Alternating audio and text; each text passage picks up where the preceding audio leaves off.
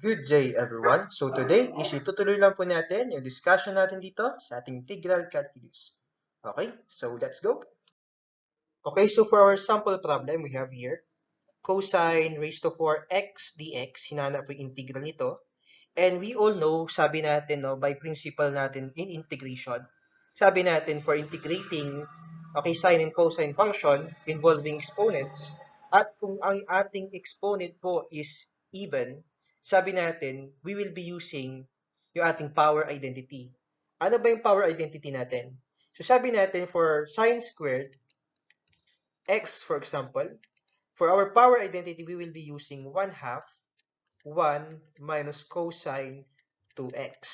This is for our sine squared x. And for our cosine naman, cosine squared x, it is equal to 1/2 1 plus cosine 2x.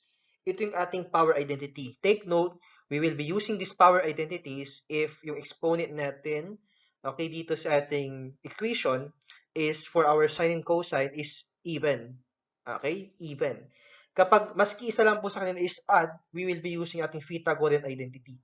Okay? Since this problem is even, okay, gamitin natin itong ating power identity. So, paano ba natin to masasagutan?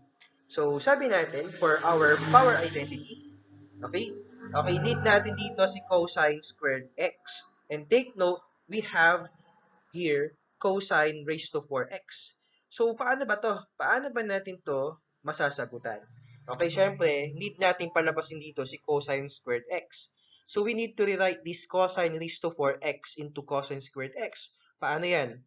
Okay, by using the property of our exponents, okay, sabi natin, we can rewrite this cosine raised to 4x equal to dito sa ating quantity, cosine squared x raised to 2. Okay? Using our property of exponents. So, sabi natin, for the property of exponents, if we have here x raised to n, tapos naka-raised to m yan, it is equal to x raised to n times m. So, kumbaga, ito yung ating cosine raised to 4, ito yung ating quantity of cosine squared raised to 2. Okay? So, sabi natin, okay, kapag meron na tayo nito, we will be using our power identity. So, let's use our power identity. Mapapalabas natin itong equation na to. Okay, so sabi natin, wala pa tayo ditong direct integration since naka-squared pa to. Tama ba? Mapapansin natin, naka-squared pa po ito. So, anong gagawin natin dito? Okay, let's try to expand this equation. But before expanding, ilabas na lang muna natin itong 1/2 natin. Kapag nilabas natin itong 1/2 natin dito sa equation na to, okay, take note guys, itong 1/2 is magiging 1/4. Okay, so meron itong 1/4 multiplied by the integral of 1 plus cosine 2x squared dx. Take note, naging 1/4 yan kasi sabi natin, it is under this squared. So, kapag nilabas natin yan, magiging 1/4 na yan. Okay? So, meron tayo ditong equation na to. And take note, we will not yet integrate this directly because sabi natin, naka-squared pa to. So, we need first to expand this equation. So, expanding this equation, okay, mapapalabas natin dito, itong equation na to. So, 1/4 times the integral of 1 plus 2 cosine 2x plus cosine squared 2x dx. So, ibig sabihin dito, we can now integrate this equation. So, integrating this, okay, the integral of x is equal to x. The integral of our 2 cosine 2x is equal to 2. Okay, sine 2x all over 2. And ito naman, wala pa tayong direct integration nito. Okay, pakita ko lang ha.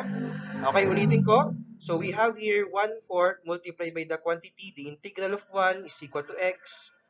The integral of this equation is equal to here, or to this. Paano? So, sabi natin kasi, the integral of this is 2 sine 2x. Since this is 2, so we divide this by 2. So, magkakancel dito yung 2 natin.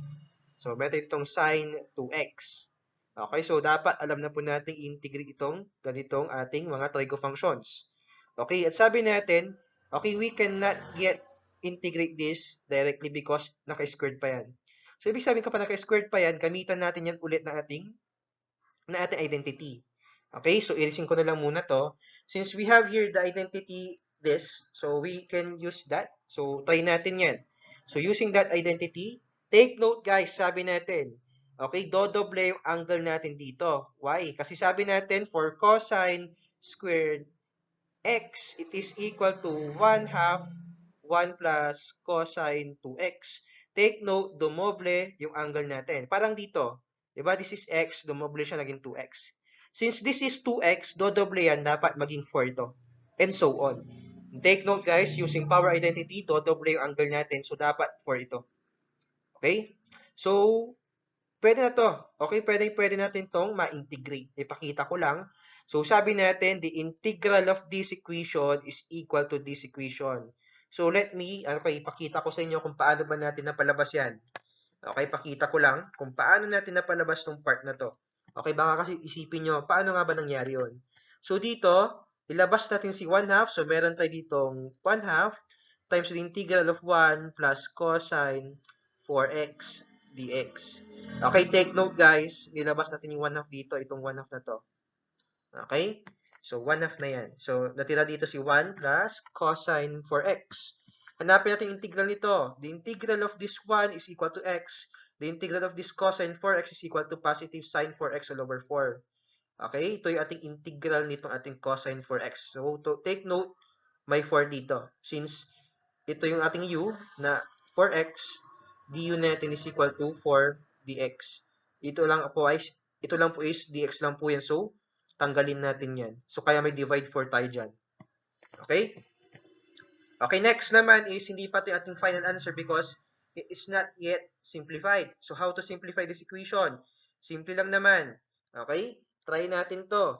So, sabi natin, i-distribute natin dito yung 1/2 natin inside our equation or our parentheses. Meron tayo ditong 1/2 x plus sine 4x all over 8. So, okay, 1/2 times 1/4 is equal to 1 over 8. Okay, after natin ma-distribute yan, okay, may common factor tayo dito or common terms tayo dito. Common terms is x and 1/2 x. Okay, so pagsamahin natin yan. Papalabas natin dito, 1 plus 1/2, it is equal to 3 halves. Tama ba? Okay, 1 plus 1/2 is equal to 3 halves. So, since meron dito, okay, wala na tayong ibang common factor, okay, i-distribute naman na natin dito yung 1/4 natin. Okay, but sabi natin dito, before distributing, hanapin na lang muna natin dito yung LCD natin. Our LCD here is 1/2, ito is 1/8, so 8 yung ating LCD dito. So, 8 divided by 2 is equal to 4. 4 times 3x is equal to 12x. Okay, next naman is 8 divided by 1 is equal to 8. 8 multiplied by sine 2x is equal to 8 sine 2x. Next naman, 8 divided by 1 is equal to 1. 1 multiplied by sine 4x is equal to sine 4x. Okay, so ito yung ating LCD. Okay, next naman is i-distribute naman po natin dito ngayon talaga si 1/4 natin inside our equation. So, distributing this 1/4 inside our equation, papalabas natin dito. Okay, our final answer will be 12x plus 8 sine 2x plus sine 4x all over 32 plus c. Okay, take note this will be our final answer. Okay, 12x plus 8 sine 2x plus sine 4x all over 32. Take note okay, dapat our final answer must be in simplest form. Okay? And take note, wag nating kalilimutan yung plus c natin. Okay, so this is our problem number 1. Okay? Thank you. Okay, next naman tayo. Okay, so for our next problem naman, so we have here the integral of hyperbolic sine cube x dx. So sabi natin, in this problem, same lang naman talaga ito sa ating trigonometric functions. Yung approach dito is same na same lang. Kung mapapansin natin nung last meeting, okay, nagbigay tayo ng example natin na naka-even exponent.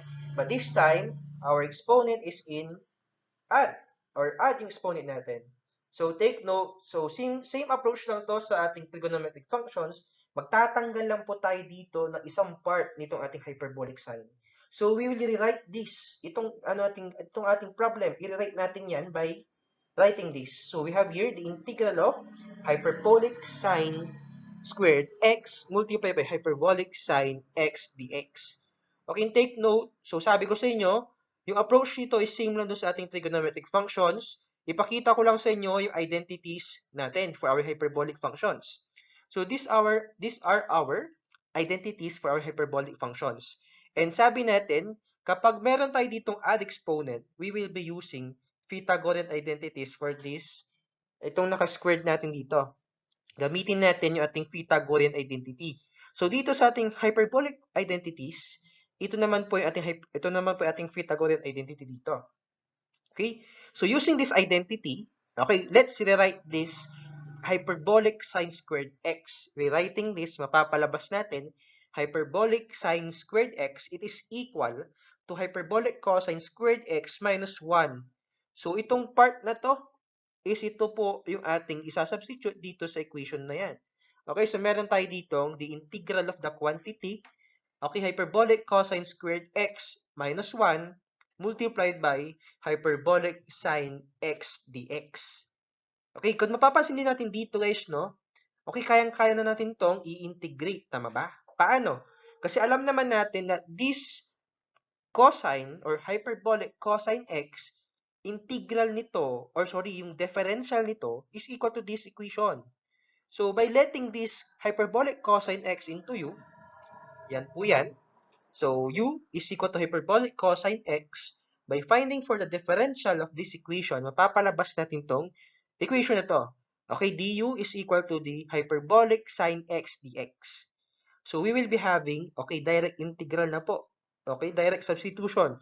So, by direct substituting these values inside our integration, so we have here the integral of u squared minus 1 multiplied by du. So, by integrating this, mapapalabas natin, meron tayo ditong 1/3 ng u cubed minus u plus c. And take note, itong 1 dito, integral nito is equal to u because this is equal to du. Okay? Du kasi to, so dapat u ito. Okay? Yung iba kasi nagkakamali. Okay, sabi nila, 1/3 u cubed minus x. X yung nagiging sagot nila dito. Okay? Take note u kasi yung ating nandito, no? Yung du. Du, dx. So, ibig sabihin, dapat u yung ating integral ng 1. Okay? But sabi natin, this will not be our final answer because sabi natin, we need first simplify this equation. We can simplify this equation by finding for the LCD of this equation. So what is the LCD of this 1/3 u cubed minus u? It is equal to saan? It is equal to 3, yung LCD nito. So 3 divided by 3 is equal to 1. 1 multiplied by u cubed is equal to u cubed. Next naman, 3 divided by 1 is equal to 3. 3 multiplied by negative u is equal to negative 3u plus c. Okay, so ito po yung meron tayo. And sabi natin, this will not be our final answer because meron pa tayo ditong common factors. Tama ba? Our common factors here is equal to u dito sa numerator natin. So, ilabas natin u natin. Meron tayo ditong u multiplied by u cubed minus, or sorry, u squared, what I mean, minus 3 all over 3 plus c. Okay, so ibig sabihin ito yung pinaka-simplified answer natin. Okay, but take note, this will not be acceptable in our answer because sabi natin, we need first to substitute back this value of u. And we all know that u is equal to cosine or hyperbolic cosine x. So we will substitute this hyperbolic cosine x inside these equations. So meron tayo ditong, okay, pakita ko lang, hyperbolic cosine x multiplied by hyperbolic cosine squared x minus 3 all over 3 plus c. Okay? So, this will be our final answer. Okay? Take note Take note. So, dapat our final answer must be in simplest form. And in simplest form, dapat yung ating mga ginamitan ng substitution, ibalik natin sa dati. Okay? So, this will be our final answer for this sample problem. Okay? So, take note guys. Take note of this. Take note yung mga sinasabi ko sa inyo. Okay? Parang ganito lang po ito sa ating trigonometric functions. Since this is odd, okay, ilabas natin isa. At itong take note, itong part na to, is gagamitan natin yan ng Pythagorean identity because sabi natin kasi is add yung exponent natin sa original equation. Okay?